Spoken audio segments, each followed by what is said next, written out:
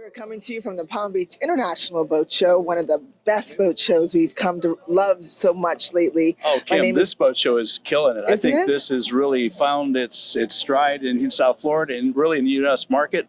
It's really become a very chic, well-attended boat show. The first 2 days were red carpet, obviously, or the special day on Wednesday, which was a touch bit slow, but traffic has picked up, and I've heard some really good things about the show. I as well, and also that things are still a little slow. So I've heard both sides. Right. But you know, the commercial side of it, the retail side of it may be a little bit slow. Although it's hard to say. You don't really know for 60, 90 days after show what really happened. Absolutely, right. But I'll tell you, the industry showed up. I mean, first of all, if you walk the docks, you see some really, really big boats from Europe that are here. Some big boats from Turkey. That's pretty cool. And then the people, the businesses that showed up, that tells you a lot. If they're investing to come over here to Palm Beach to be in this show, they believe in what's happening here in this industry, which is, I think, important. And the industry is a very strong industry. We're 12 billion strong in South Florida, 120,000 plus jobs. And a lot of that is not just boat sales. It's the refit side of it that we don't speak enough of. That's right. And, Refit, at the show, we have 600 exhibits. We have 1,000 boats on display. But a lot of those exhibitors are actually companies that are the auxiliary, the products like post-sale.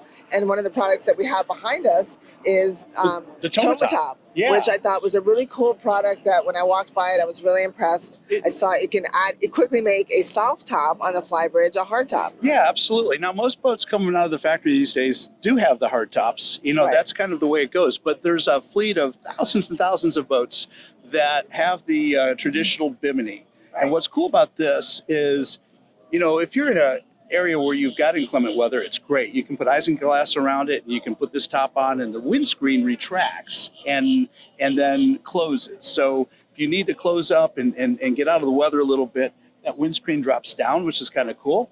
And then when you want to open it up and get the fresh air through and have some sun and fun, it opens up.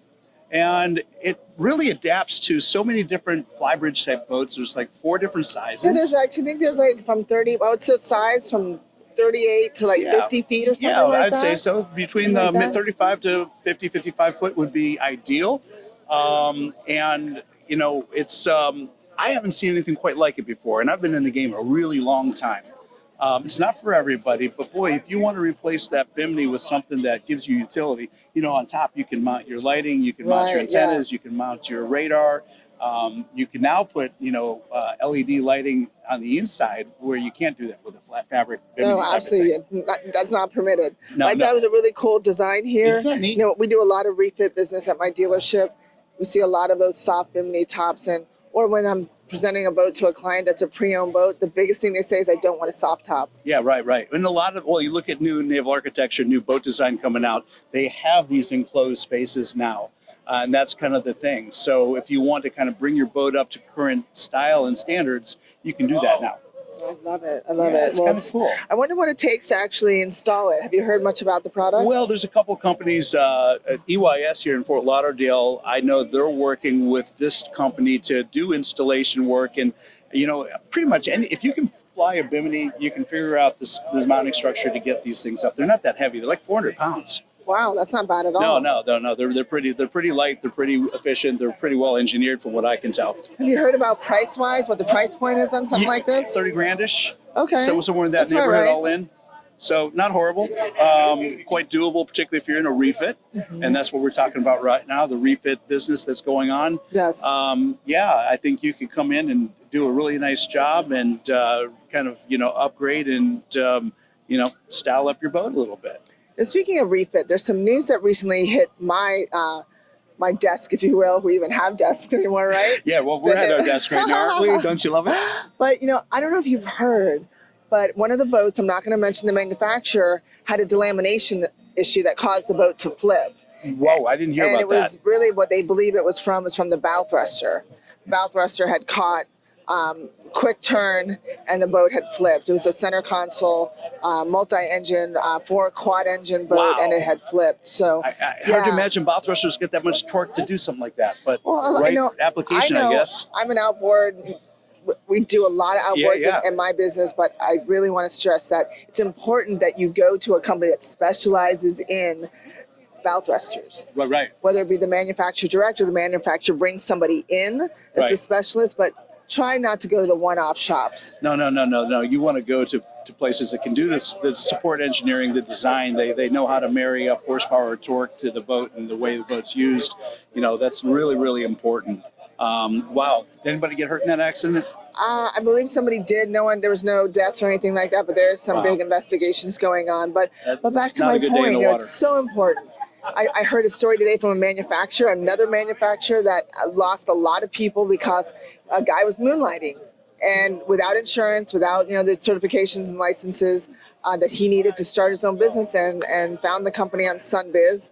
And unfortunately, a lot of them left to start their own little business. And that happens. It's such a shame, but if you're going to do it the right way. It's all about being honest. Get the licensure, get the training. Set up the business appropriately, and when you do it right, then you are working on a level playing field, and you're giving your client the best potential result, and hopefully a business that'll be there for the long term, to be there to stand behind the product and provide service and support. So any words of wisdom, like I know you're big in the yacht space. Yes. Any words of wisdom for Refit that you can share with us? Well, do your homework. Step number one, do your homework, because the dock talk is real. The industry's become more professional than ever. Go to a legitimate shipyard, and there's plenty of them. Here at the boat show, for instance, Director Shipyards here at the boat show, Bradford Marine is here at the boat show.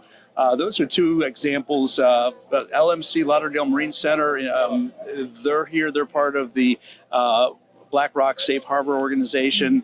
Those are the kind of shows you want to right? Where are we? Those are the kind of shipyards, the shops, exactly. The shipyards you want to go to, where they force the subcontractors to come in with insurance. They hold them to a higher standard. Absolutely. And they have a very stringent vendor vetting process. That's right. And yes, and those that work in that space are highly experienced by and large. They will bring that level of professionalism to the table. So there's where you want to go if you want to get it done right, safely. So Rick, we're in Palm Beach. What are some of the top tier yards here in Palm Beach? First of all, Viking Service Center is amazing. So if you got a sport fish boat in the Viking, there's no other place to go. They've got it figured out. Team up there. Yep, they even do their own metal work, their tower work. It's all done right there. Electronics in-house as well. It's fantastic. It's beautiful. Cracker Boy is here, great yard. You go a little bit north of Palm Beach, you've got Director and Fort Pierce, and of course right here you got the Rybovich shipyards. Those are an amazing infrastructure, very well-heeled company.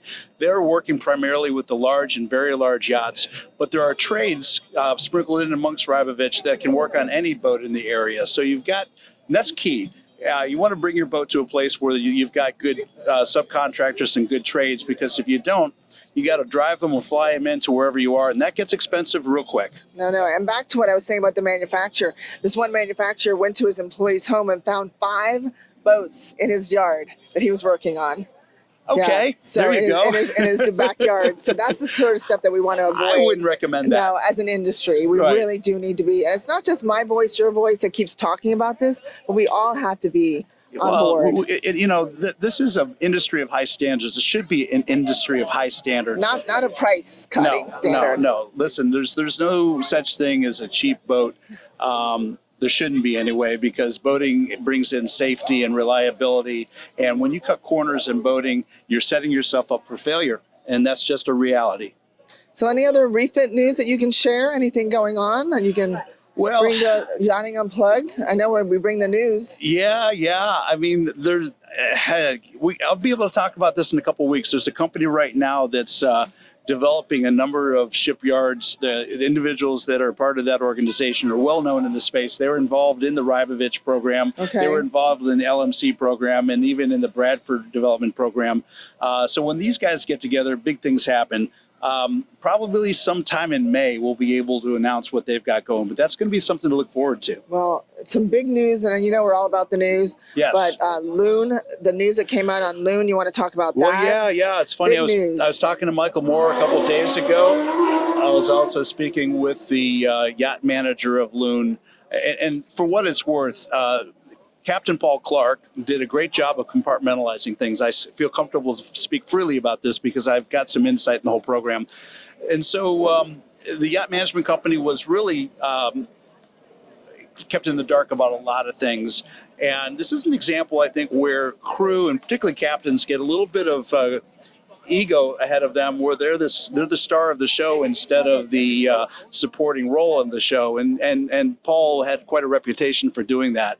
So, as you probably know, they had that accident down in St. Bart's. It's unfortunate. Christmas 2 people time. were seriously injured. Everybody on the boat was. There's 13, Okay, 11 on the boat, but from what I understand, only 2 people have filed the lawsuit against Captain now. It's a starting point. Is it a starting point? Yeah, Wow. and Moore and Company is representing these 2 ladies, and good thing, because they deserve whatever they can get from Captain Paul. He, ended up. Yeah, that's all I need to say. It just wasn't a good program. Right. Well, it comes back to alcohol. Alcohol and boating do not mix when it comes down to it. And especially, I'm actually afraid to actually take my captain's license and pursue that, because it's so much responsibility comes with that. Huge responsibility. Do you want to, maybe people aren't aware of that, do you want to share what responsibility you take as a captain when you have that license on board? It's a lot of liability. You're basically responsible for everything.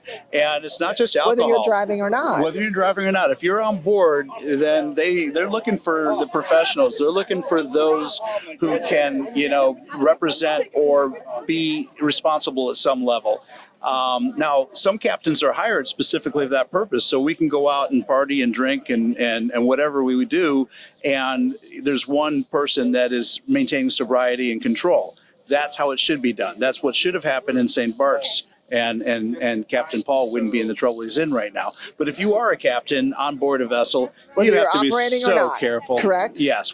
So when you have a license and you're not operating, you're on board, you still adhere to those requirements? I would, because if something bad happens and it comes up that you're a licensed captain on board this, and you're perhaps the only licensed captain on board the vessel, you're gonna go in front of the boards almost certainly. Coast Guard will take a hard look at that.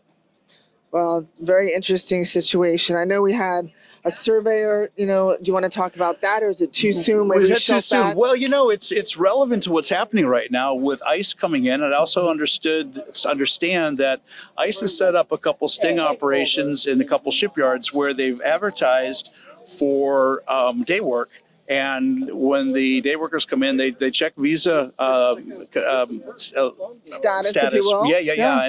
And there's been a few South Africans sent back to their country because of this enforcement. The gentleman you're talking about, very, very well-known individual in the industry. Yeah, and is detained. Yeah, and apparently he's going to be deported as well, which is. It's unfortunate, when people are in this country doing good things and playing by the rules, I kind of like to think they can hang out and do it. But at the same time, right now, the culture that's happening here in the States, I really think it's important that you pay attention to your visa status. Cross your T's. Yeah. You can fly out and make arrangements to come back in if you need to update your visa and maintain your status. But it's a new world here right now. So I would just say cautionary tale. Be aware. Be careful. Don't be that guy that comes on the wrong side of ice. Well, I can't think of any other news. I mean, I've had some things across my email. I'm really excited to see that the community has wrapped their arms around our new show, Yachting Unplugged. And thank you for those that have reached out to me, sending me newsworthy, and Rick as well.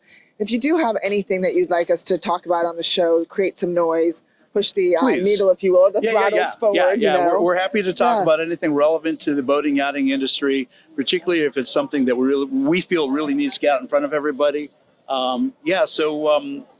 Reach out to us. We're happy to work with you, and we're happy to bring your news forward. Yeah, and thanks to TOMA-TOP. Check them out. If you do have a situation where you're in a refit situation, you want to go from a soft bimini top to hard top, check them out. It's TOMA-TOP.com. That's right.